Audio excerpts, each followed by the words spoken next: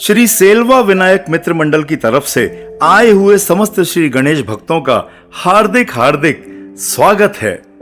आज हम सब स्वतंत्र भारत में स्वतंत्रता की सांसें ले रहे हैं, लेकिन याद रखिए ये आजादी इतनी आसानी से हमें नहीं मिली है।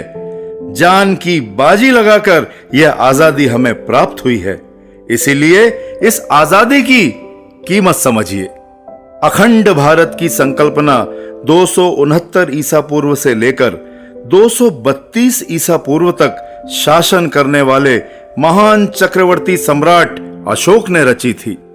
भारत सशक्त और समृद्ध था क्योंकि वो अखंड था। राजा महाराजाओं की अति महत्वाकांक्षा के कारण आपसी एकता और अखंडता खत्म होती चली गई।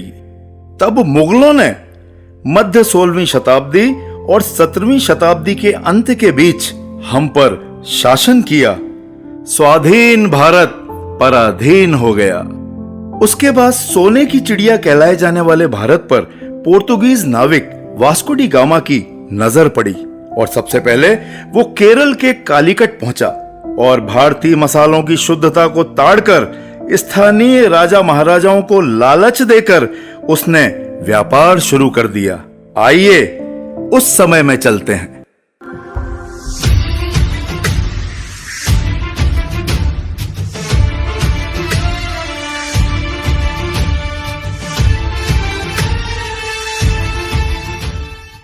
धीरे धीरे अंग्रेजों का कारोबार बढ़ने लगा और साथ ही अंग्रेज भी बढ़ने लगे। बड़ी चतुराई से उन्होंने उनके कारोबार के साथ साथ उनकी नावों की सुरक्षा के लिए भी भारत में उनका सैन्य बल लाने की इजाजत भी ले ली। आइए उस समय में चलते हैं।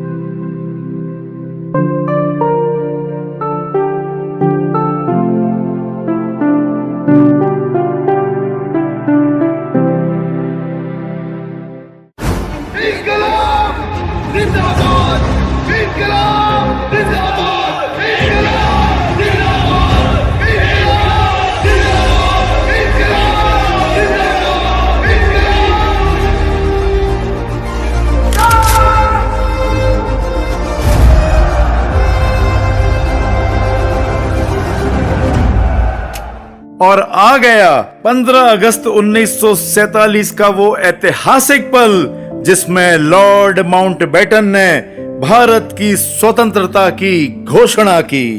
On the eve of India's independence, on the midnight of the 14th and 15th of August 1947, Lord Mountbatten said, I have a message from His Majesty the King to deliver to you today.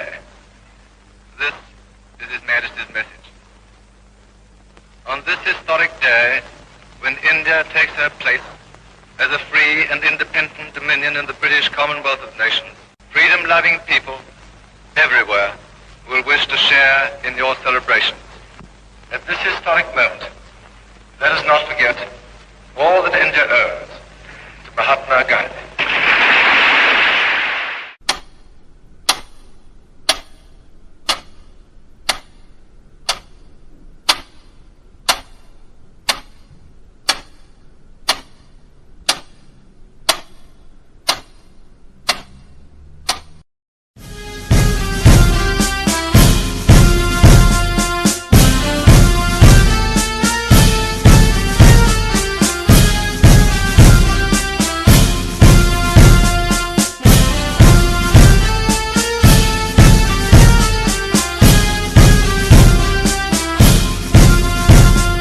हमारे शासक दूरदर्शिता विहीन थे। अंग्रेजों द्वारा दी गई लालच के चलते हमारे शासकों ने भी उन्हें मनमानी करने की इजाजत दे दी। इससे अंग्रेज बेलगाम हो गए। धीरे धीरे वे हमारी शासकीय प्रणाली और सामाजिक गतिविधियों में हस्तक्षेप करने लगे। हमारे राजाओं के आपसी मतभेदों का फायदा उठाते चले गए और सभी राजाओं के बीच डिवाइड एंड रूल यानी फूट डालो और राज करो का खेल खेलते चले गए। खुद का कारोबार बढ़ाते चले गए और धीरे धीरे भारत उनका गुलाम होता चला गया। हमारी आजादी, हमारे संस्कार और संपत्ति के वे मालिक हो गए। बड़ी कठिनाइयों और सैकड़ों वर्षों के संघर्ष और बलिदान के बाद हमें आजादी मिली। 15 अगस्त सन 1947 के शुभ दिन लाल किले पर तिरंगा झंडा लहराया गया और ब्रिटिश झंडा नीचे उतारा गया। इसीलिए कहते हैं कि तिरंगे झंडे पर 4 नहीं बल्कि 5 रंग होते हैं। 5वां रंग शहीदों के लहू का है, जिन्होंने भारत माता के लिए अपने प्राण तक न्योछावर कर दिए। इस वर्ष हमने स्वतंत्रता का अमृत महोत्सव मनाया है, यानी अपने देश की आजादी को 75 वर्ष पूर्ण हुए हैं। लेकिन याद रखना, इस आजादी को संभालने की जिम्मेदारी भी हम सबकी है।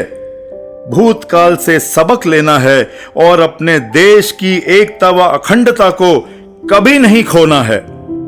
यही प्रार्थना हम श्री गणेश जी से करते हैं कि हमारे मंत्रियों और शासकों को भी ईमानदारी, नैतिकता, देश प्रेम और देशभक्ति से भर दें, ताकि एक बार फिर से हम सबका जान से प्यारा देश भारत सोने की चिड़िया कहलाए, सुख समृद्धि वापस लौट आए। सब मिलकर कहिए, जय हिंद, जय भारत।